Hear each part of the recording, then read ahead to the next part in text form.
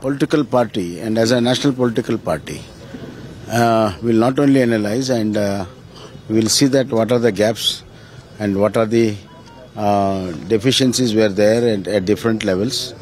We will look into that and improve upon it, and we will take this result in our stride, and we will go ahead and reorganize the party and come back during Lok Sabha election. Okay, तो मैंने दोबारा इसीलिए सुनाया, ये बसवराज बोम्मई थे जो अपनी हार मान रहे थे, सिटिंग चीफ मिनिस्टर हैं बीजेपी की तरफ से कर्नाटक के। वो कह रहे हैं कि हाँ, हम स्वीकार करते हैं ये नतीजे हमारे पक्ष में नहीं हैं, हम फाइनल नतीजों का इंतजार कर रहे हैं, लेकिन हम ये समझने की कोशिश करेंगे गलती कहां हुई और लोकसभा चुनाव के लिए पार्टी को खड़ा करने की कोशिश करेंगे। अभय दुबे, आप कुछ कह रहे थे। भाजपा के प्रवक्ता सवेरे से, जब भाजपा चुनाव हार रही है, लगातार एक तर्क दे रहे हैं कि लोकतंत्र जीवित है और हमारे ऊपर ये जो इल्जाम लगाया जाता है कि लोकतंत्र को हम खतरे में डाल रहे हैं, ये इल्जाम गलत है। बार बार सब लोग ये कह रहे हैं, शहजाद भी यही बात कह रहे हैं। इस बात को एक परिप्रेक्ष्य में रख के देखने की जरूरत है। भारतीय जनता पार्टी लंबे अरसे से इस बात को लेकर विचलित है कि उसके बारे में कहा जा रहा है कि उसने अघोषित इमरजेंसी लगा रखी है और वो उसने तमाम लोकतांत्रिक संस्थाएं हैं उन पर कब्जा कर लिया है, उनको अपने तरीके से इस्तेमाल कर रही है। अभी अभी सुप्रीम कोर्ट के 2 फैसले आए हैं, एक महाराष्ट्र के बारे में, एक दिल्ली के बारे में। खुद भारतीय जनता पार्टी की प्रति हमदर्दी रखने वाले पत्रकारों में, इसमें आर जगन्नाथन प्रमुख हैं, उन्होंने साफ तौर पर कहा है कि दोनों फैसले भाजपा के लिए सबक हैं कि आप बिना कानून बदले हुए केवल राज्यपालों के जरिए आप अपना पार्टीजन एजेंडा चलाना चाहते हैं, ये बहुत देर तक नहीं चल सकता है। तो भाजपा इस बात को लेकर बड़ी विचलित है। लगातार एक के बाद एक भाजपा के खिलाफ 2 फैसले आ गए, उसके बाद अब कर्नाटक का चुनाव आ गया, तो थोड़ा बहुत उनका जो जिस तरह से विचलित है वो साफ तौर पर दिख रहा है। मुझे लगता है कि उनको यह बताना चाहिए कि एक के बाद एक 3 चुनावों के अंदर निकम्मेपन और भ्रष्टाचार के कारण भाजपा की हार क्यों हो रही है। दिल्ली में महानगर पालिका का चुनाव, हिमाचल प्रदेश का चुनाव और कर्नाटक का चुनाव, तीनों जगह भाजपा के ऊपर भ्रष्टाचार के आरोप लगे, इसका वो जवाब भी नहीं दे पाए। शहजाद बोलिए, शहजाद आपकी बारी है, जवाब दीजिए शहजाद। हाँ, देखिए पहले तो कोई विचलित होने का सवाल नहीं है, क्योंकि कांग्रेस पार्टी हर देश के संस्थान पर ऐसे सवाल पैदा करती है, उत्पन्न करती है और अंतर्राष्ट्रीय मंच में जाकर डेमोक्रेसी के विषय पर बोलती है और कहती है कि भारत में हस्तक्षेप करो। इसीलिए ये बात को रेखांकित करना जरूरी है कि जब आप चुनाव जीतते तब ईवीएम ठीक होता है, जब आप केस जीतते तब कोर्ट ठीक होता है, अन्यथा कोर्ट खराब होता है, ईवीएम खराब होता है। ये उनकी हिपोक्रेसी को रेखांकित करना हमारा विचलित होना नहीं है। दूसरी बात, अगर आप कल के 2 फैसलों पर जाना चाहते हैं, जो सुप्रीम कोर्ट का फैसला है गवर्नर को लेकर, तो भाई साहब गवर्नर के अंतिम निर्णय अर्थात कि शिंदे जी को स्वागत करना और न्योता देना, उसको तो सही ठहरा है, इसलिए हमारी सरकार वहां पे वैध पाई गई है और संवैधानिक पाई गई है।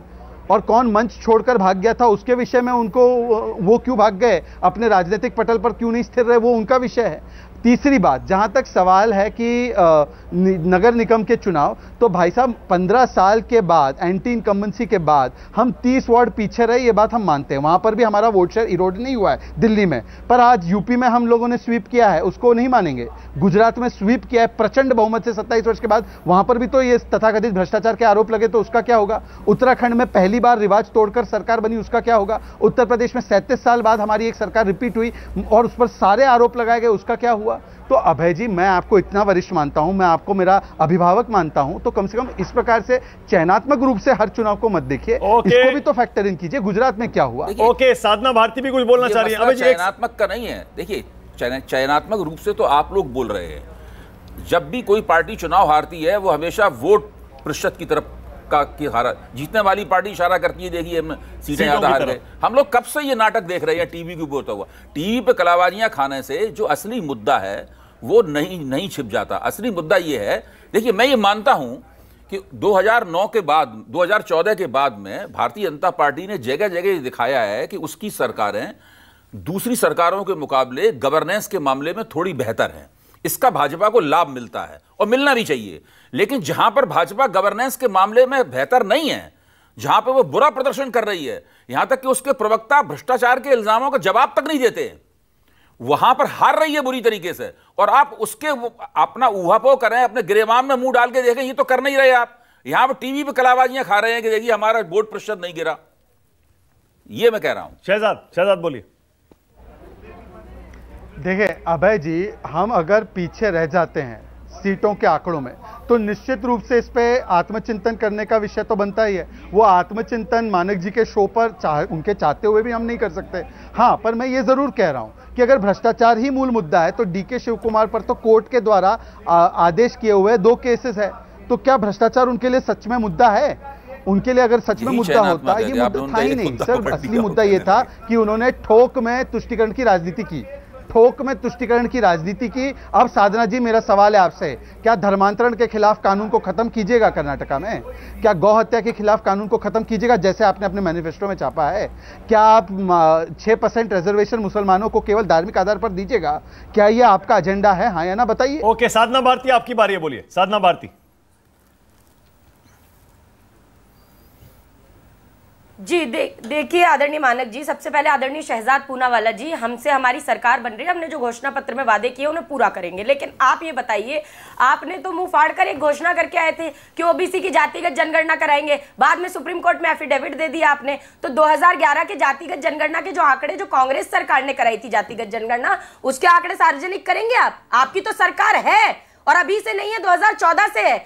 तो इसीलिए सवाल तब पूछा कीजिए जब खुद कुछ करने का मामला आपकी सरकार रखती हो। पेट्रोल डीजल करेंगे 35 रुपए कहते थे आप, भेजेंगे सबके अकाउंट में 15 से 20 लाख, देंगे प्रतिवर्ष 2 करोड़ लोगों को नौकरियां। तो कथनी करनी में अंतर बहुत बड़ा आपके है। दूसरी बात मैं कहूंगी, आप नैतिकता की बात ना ही करें तो अच्छा है। माननीय सुप्रीम कोर्ट ने महाराष्ट्र के अंदर ये कहा कि राज्यपाल ने किस तरीके से गलत रास्ता अपनाया। तो आपको तो अगर नैतिकता की इतनी बात है तो नैतिकता के आधार पर दे दीजिए तत्काल इस्तीफा महाराष्ट्र सरकार से, क्यों नहीं देते? तो आप भी अब साधना कर लीजिए। और मैं तो यही कहूंगी कि मुझसे सवाल आप जरूर पूछ रहे हैं और पूछिए, जबकि आप पक्ष सत्ता में और आप विपक्ष से सवाल पूछ रहे हैं।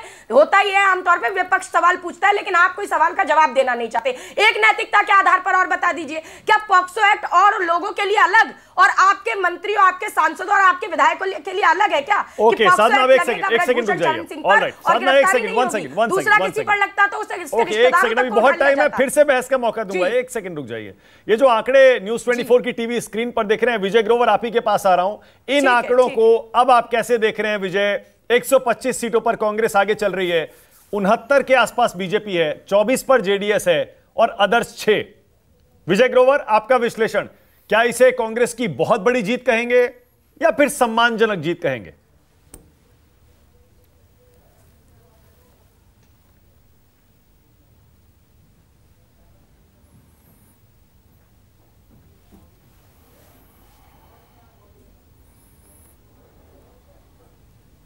लगता है विजय तक आवाज नहीं जा रही है।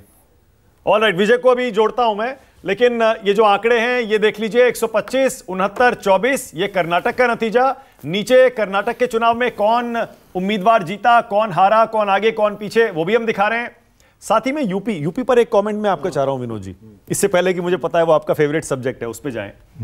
यूपी में 17 में से अगर 15, 14 या 16 बीजेपी जीतती है स्थानीय चुनाव, वो तो लोकल इश्यूज पे होते हैं, और मैं मान के चलता हूं कि उसमें लॉ एंड ऑर्डर एक इंपॉर्टेंट इशू रहेगा क्योंकि लोकल इशू है वो। क्या बीजेपी के लिए इस हार की भरपाई यूपी के इस जीत से होती है क्या? नहीं, वहां देखिए लोकल बॉडीज के जो इलेक्शन होते हैं, सत्तारूढ़ दल लगभग उस पर हावी रहता है।